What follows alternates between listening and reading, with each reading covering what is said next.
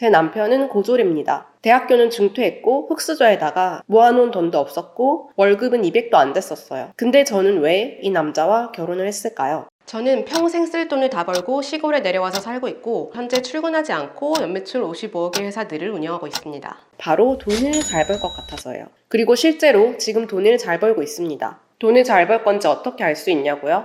그건 좀 이따 알려드릴게요. 그리고 남자를 변하게 하는 법과 나는 어떤 남자와 결혼해야 할지도 영상 뒷부분에서 알려드릴게요. 여러분이 누군가와 결혼을 생각하신다면 꼭 오늘 말씀드리는 포인트도 고민해보셨으면 좋겠어요. 안 그럼 평생 후회하실지도 몰라요. 이미 결혼하신 분이라도 과연 내 배우자는 어떤가 한번 짚어보시면 재밌으실 거예요. 제가 남편과 결혼을 결심한 이유는 3가지입니다. 첫 번째, 덕후여서. 두 번째, 싸울 때 앉아줘서. 세 번째, 한결같지 않아서입니다.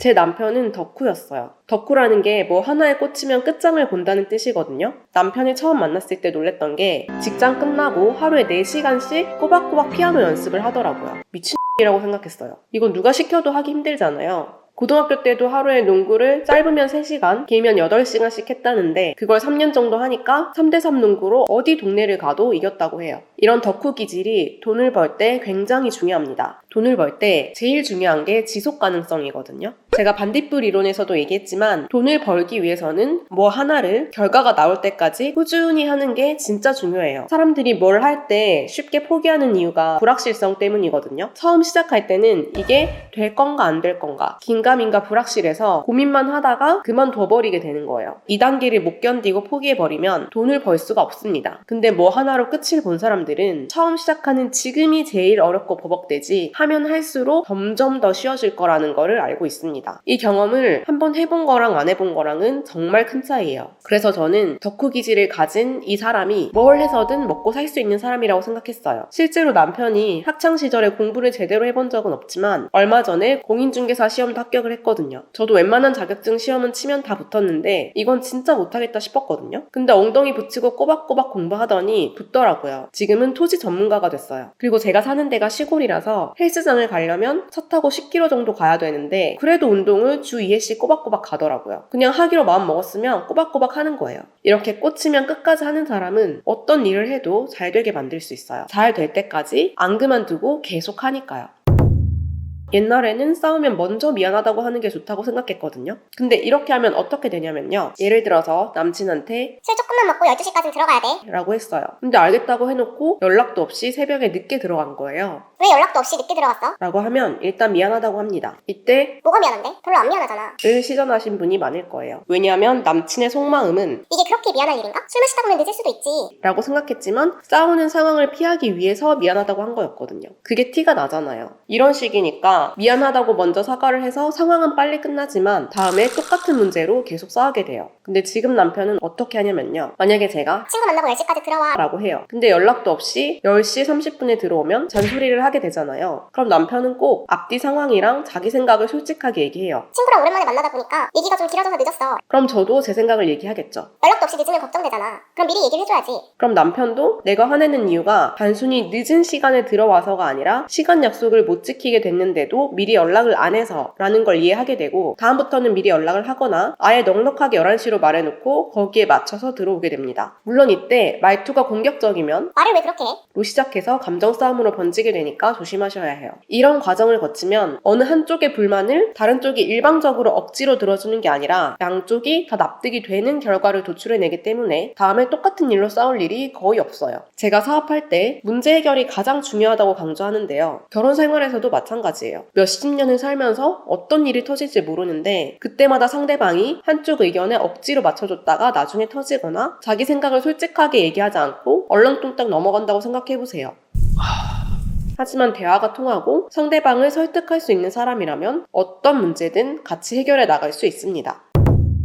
혼자 살다가 또는 가족이랑 살다가 결혼을 하고 나서 둘이 사는 건 살아가는 환경이 변한 거잖아요. 근데 그 환경에 맞춰서 적응하지 않고 본인의 가치관이나 생활 습관만 한결같이 고집하는 사람과는 절대 결혼하면 안 된다고 생각해요. 보통 있는 그대로를 인정해줘야 한다고 하는데 이게 반은 맞고 반은 틀린 것 같아요. 한쪽이 있는 그대로를 인정해준다는 건 다르게 말하면 어느 한쪽은 원하는 무언가를 포기한다는 거거든요. 정말 변할 수 없는 가장 중요한 건 인정해주고 포기할 수 있는 부분은 서로 양보하고 맞춰줘야 한다고 생각해요. 저희 남편은 절 만나고 거의 180도 변했는데요. 본인이 타당하다고 느끼면 그 다음부터는 변화된 모습을 보여주더라고요. 이건 저희 남편이 잘 인정하고 변하는 타입이기도 하지만 제 나름의 변하게 하는 방법이 있어요. 사람은 잘 안 변한다고 하지만 사람은 변해요. 무조건 변해요. 남편을 변하게 하는 법 3단계를 알려드릴게요. 일단 듣기 전에 구독 안 하신 분은 구독 먼저 해주세요. 처음에 저희가 먹는 걸로 많이 싸웠었어요. 저는 천천히 먹는데 남편은 먹는 속도가 빨랐거든요. 그래서 찜닭이나 제육볶음처럼 한 그릇을 같이 놓고 먹는 메뉴를 먹으면 저는 밥이 한참 남았는데 오빠가 다 먹어버려서 저 먹을 게 없는 거예요. 처음에는 오빠 꼭 씹어 먹어? 천천히 먹어? 라고 돌려 말했는데 모르더라고요. 그래서 어느 날 오빠가 또 다 먹어버렸을 때 제 밥그릇에 밥이 반 이상 남은 걸 보여주면서 오빠가 다 먹어서 나 먹을 게 없어. 라고 했더니 그때서야 제 밥그릇을 보고서는 미안하다고 하더라고요. 이렇게 자기가 생각도 못했던 행동이 상대방에게 엄청난 피해를 끼치거나 속상하게 한다는 걸 인지하고 고치기로 스스로 마음을 먹게 합니다. 그 다음부터는 좀 천천히 먹으려고 신경을 쓰더라고요. 근데 그러다가 또 좋아하는 음식이 나오면 눈이 돌아가서 또 자기 혼자 다 먹는 거예요. 이렇게 변하려는 의지가 있어도 자꾸 다시 돌아가는 이유는 까먹어서 그런 거거든요. 저도 어렸을 때는 기억 하나 못하나 일부러 얘기 안 해주고 까먹었으면 서운해하고 그랬었는데 지금은 그냥 미리미리 얘기를 해줘요. 오빠 나 아직 밥 이만큼 남았어. 라고요. 보통 상대방이 한 번에 변하길 바라잖아요. 근데 몇십 년 동안 굳어진 생활 패턴과 습관이 한 번에 바뀌기는 불가능합니다. 계속 반복해야만 고쳐져요.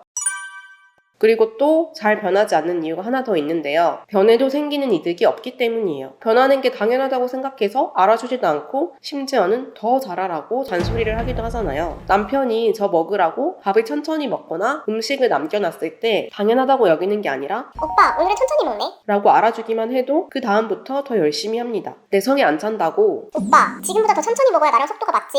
이렇게 타박하면 다음부터는 하기 싫어질 거예요. 남자는 자기를 알아주는 사람을 위해서 목숨도 바친다고 하잖아요. 그런데 가장 사랑하는 사람이 몰라주면 얼마나 서운할까요? 제가 남편과 결혼한 이유를 정리하면 첫 번째, 덕후 같아서인데요. 이건 돈을 잘 벌 수 있는 기본적인 자질이 있는가를 본 거예요. 두 번째, 싸울 때 안 져줘서인데요. 이건 대화를 할 줄 알고 자기 생각을 남에게 설득시킬 수 있고 남의 생각도 인정해줄 수 있는 사람인지를 본 거예요. 세 번째, 한결같지 않아서는 자기 생각만 고집하지 않고 서로 양보해줄 수 있는 사람인지를 본 거예요. 특히 현실적으로 세 번째가 제일 중요해요. 사람은 지금은 부자지만 미래에 가난해질 것 같을 때보다 현재는 가난해도 미래의 부자가 될 것 같을 때 더 행복하다고 해요. 즉 현재 가치보다는 미래 가치가 더 중요하다는 뜻이에요. 저도 제일 부러운 건 한 번도 안 싸우고도 너무 잘 맞고 잘 지내는 부부들이지만 저는 솔직히 그럴 자신이 없어요. 저희는 사실 안 맞는 부분도 많고 서로 성격이 예민하기도 하고 그렇거든요. 그래도 이 사람이 점점 더 나에게 좋은 사람이 되어가고 있다는 확신이 있기 때문에 잘 살 수 있는 것 같아요. 여러분도 이전 연인과 헤어진 이유를 잘 생각해보면 그 사람과 매번 같은 이유로 싸우고 변하지 않아서인 분들이 많으실 거예요. 전혀 설득이 되지 않거나 1도 변하지 않는 사람과는 절대 결혼하지 마세요. 내가 같이 변해가지 않는다면 상대방도 굳이 변할 이유가 없다는 거 잊지 마시고요. 아직 결혼하지 않으신 분은 제가 오늘 말한 조건에 맞는 남자를 찾지 마시고 이렇게 찾아보세요. 사실 나는 원하는 게 많잖아요. 근데 그걸 다 가진 남자는 없잖아요. 원하는 걸 쭉 적은 다음에 절대 포기할 수 없는 것 3가지를 정하고 그걸 충족하면 그냥 결혼하세요. 나머지는 포기하세요. 제가 선택한 건 오늘 말씀드린 3가지고 포기한 건